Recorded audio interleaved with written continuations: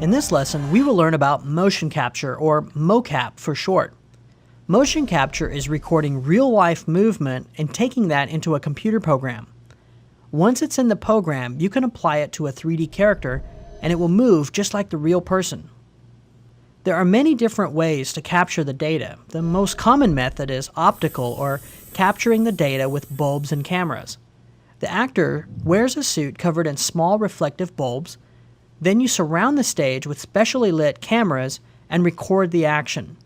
The cameras are calibrated to only see the reflected light coming off of the actor. The result is thousands of images, each recording a small amount of time from the perspective of a single camera.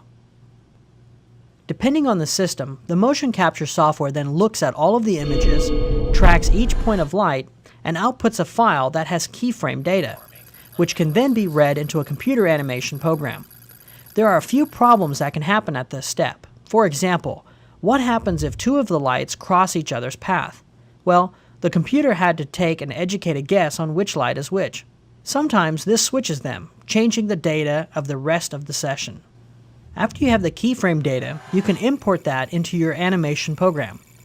Often your scene will look like this, just a bunch of points moving around. These points all have rotational data on them, so we can attach our character skeleton to it. Now we have our skeleton animated just like our real person. But there is a small problem. The animation is jittery. This is because when the mocap program outputs the keyframes, it outputs a keyframe on every single frame. This is much more data than we need for a simple animation. Fortunately, most computer animation programs have an algorithm for cleaning up any unnecessary keyframes. Even after running this program, you still might need to go back and tweak a keyframe here or a tangent there. You might be asking yourself, why learn computer animation if motion capture is such a great way to animate? Well, motion capture is a good way to capture animation, but it often needs some tweaking to look really good.